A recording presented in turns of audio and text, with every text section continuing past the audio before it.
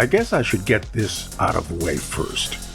There is absolutely no reasonable discussion or debate to be had regarding the question of whether or not we are alone in the universe. There are millions of solar systems, millions of civilizations, and a few of them, at very least, have been here and continue to make regular visits for thousands of years.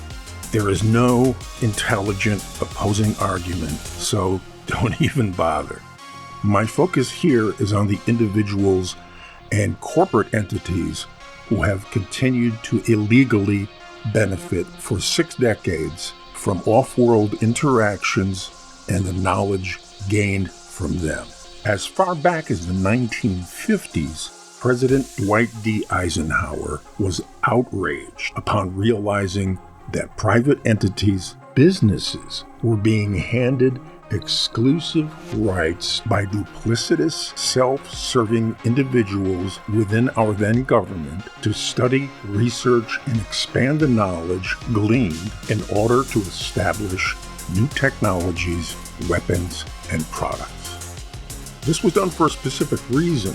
The development of such projects by our government's institutions and organizations would require, by law, public disclosure. Such disclosure is not required for corporations.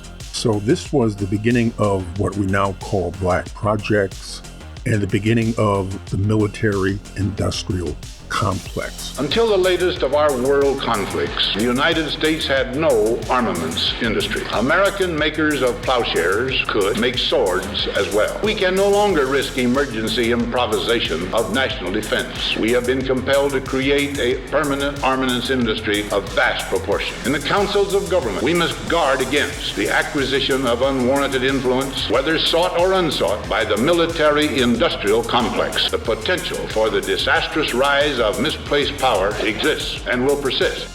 Literally trillions of dollars have been skimmed off our annual budgets to fund these projects. Now, some of these have to do with legitimate national defense programs, but many of them do not. And the ones that do not are guarded so closely that even presidents, government officials, and top military leaders are denied access. This accumulated knowledge, if released to the public, would put us 100 years beyond where we are now in terms of energy production, modes of travel, and of course, defense.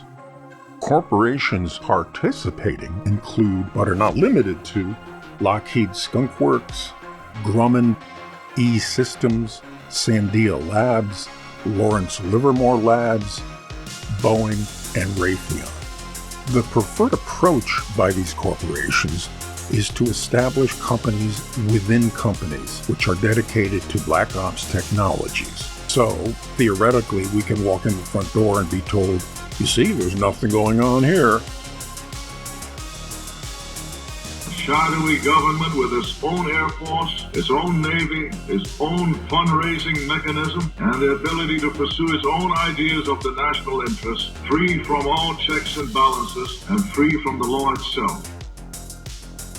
Okay, let me interject something here in the interest of fairness. The regular folks who earn their weekly paychecks from these corporations, in all probability, know absolutely nothing about these off-the-record projects. Maybe some have noticed that certain employees enter a separate dedicated entrance, which they are not permitted to use, but that's pretty much it. Off-the-record government SCIFs, as well as those set up by the corporations, are often part of these endeavors. In case you don't know, a SCIF, S-C-I-F, is a sensitive, compartmented information facility. A key word is compartmented. What that means is that person A, for example, and person B can be working in the same room, in a different part of the same room, and neither one knows what the other is doing. If every worker, every contributor knows only a tiny piece of the big picture, the chances of anyone communicating and learning more about what the whole subject is are very limited. There are many of them here in the U.S. and in various other countries. I've talked to people who have worked in such skiffs. The most these people can dare to do is make vague references to the projects in which they are involved. Those who attempt to share any specific information at all are not reprimanded, not fired, but simply disappear. No joke, these dudes are serious.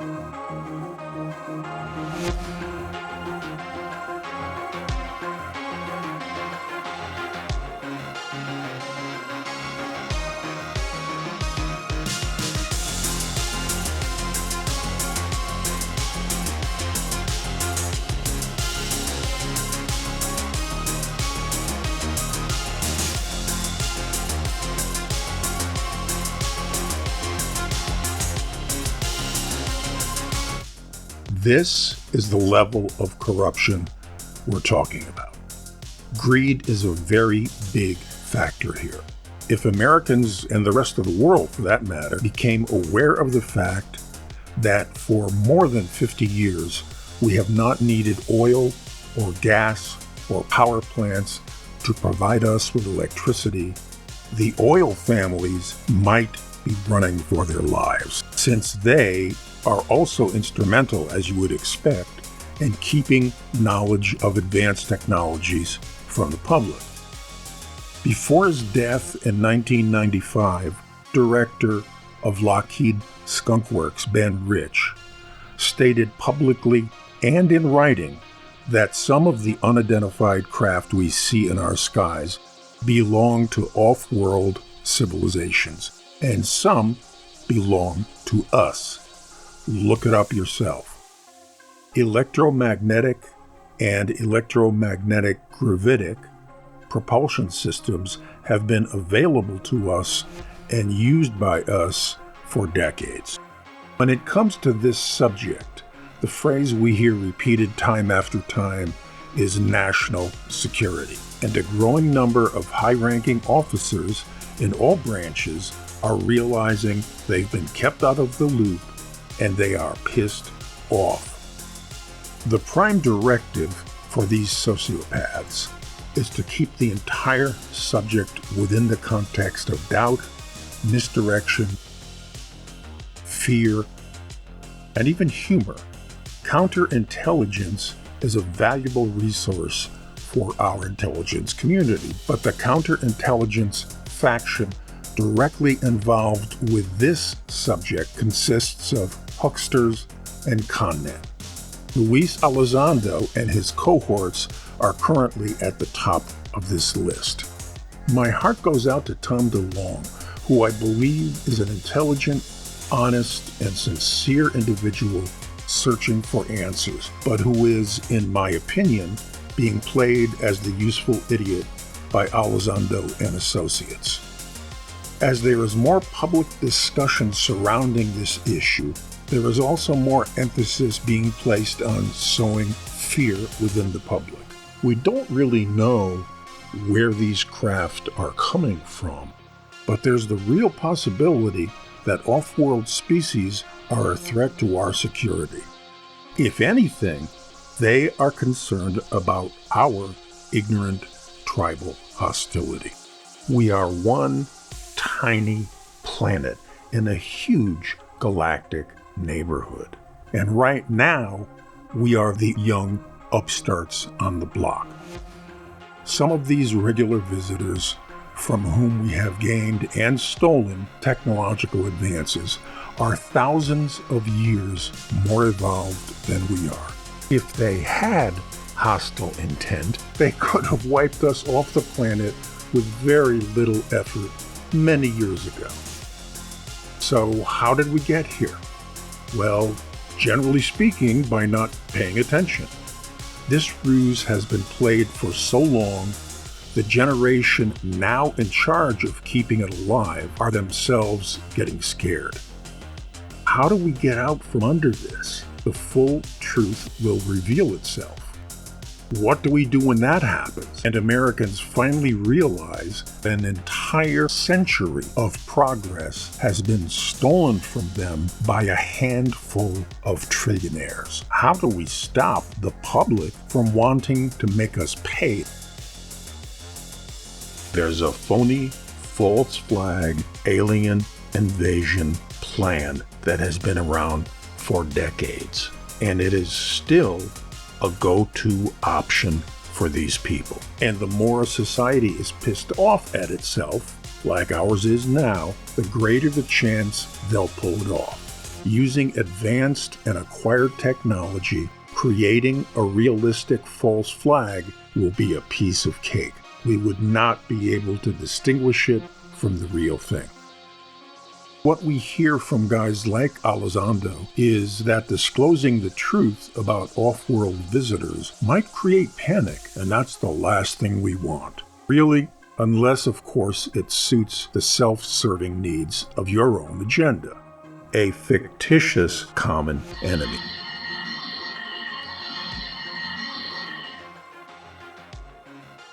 I want to take just a moment here to speak to my friends who are members of our U.S. Armed Forces. You are honorable, well-trained men and women, and some of you may have already found yourselves in uncomfortable situations that caused you to feel something wasn't quite right. One friend of mine related a situation to me in which he was ordered to fly his jet repeatedly over an urban area. His second task was to release a sprayed combination of several chemical compounds into the atmosphere above the city. Not the kinds of chemicals one would normally introduce into the air above a civilian population. That bothered him, but he wasn't about to question his commanding officer. Later, he mentioned his concern to a close friend who was also a pilot. The friend admitted he had had some similar concerns and had heard through another source that these compounds were part of an experiment in cooperation with another unnamed branch to determine the extent to which the emotional state of mind of a population could be manipulated. I can only speculate about what the intended result might be, but you see what I'm getting at.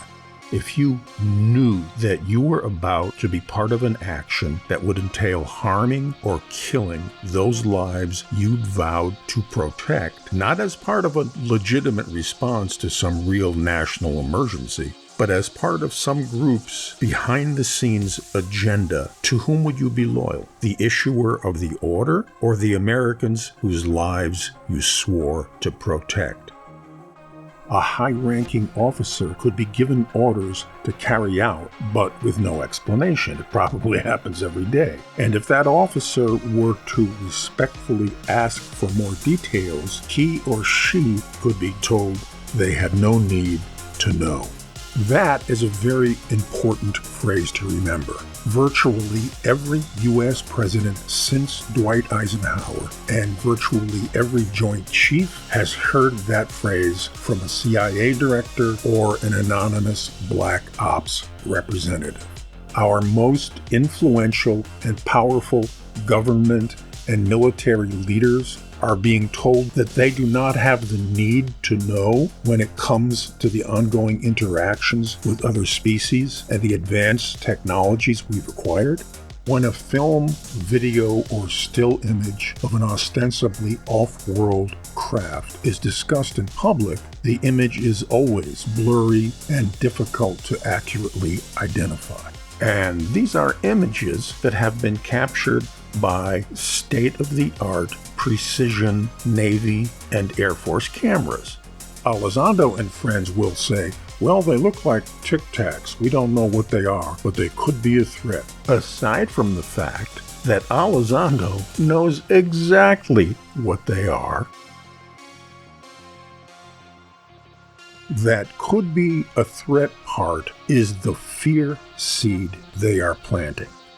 Current technology enables a satellite orbiting to resolve with crystal clarity a coin lying on the ground. And yet, every time we see a televised UAF, the image is blurry and distorted, and there's always a lame explanation about why the picture sucks. It's all theater, friends, but the fear part is always included, so that if and when these slugs attempt to initiate an actual false flag, we will all be expecting the monsters from outer space who want to eat our children. As a matter of fact, not conjecture, the species who visit us regularly are so concerned about us polluting the space around us with nuclear weapons that every time we put one into space, they disable it. And speaking of space, what's outside of Earth's ring of atmosphere is space. But it's not our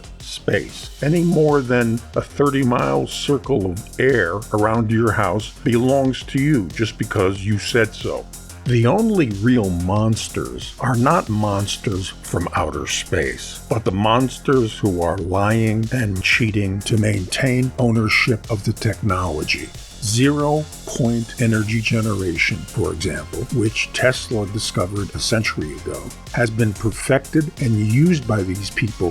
What that means is a small device that creates electricity indefinitely could be powering your home right now. No batteries, no energy storage, no power lines, no fuel for any vehicle or machine, just unlimited energy for everyone all the time. And of course, no more money for the petro families and other complicit corporations ruining the lives of potential whistleblowers is for them a very small price to pay for the power and money after which they lust.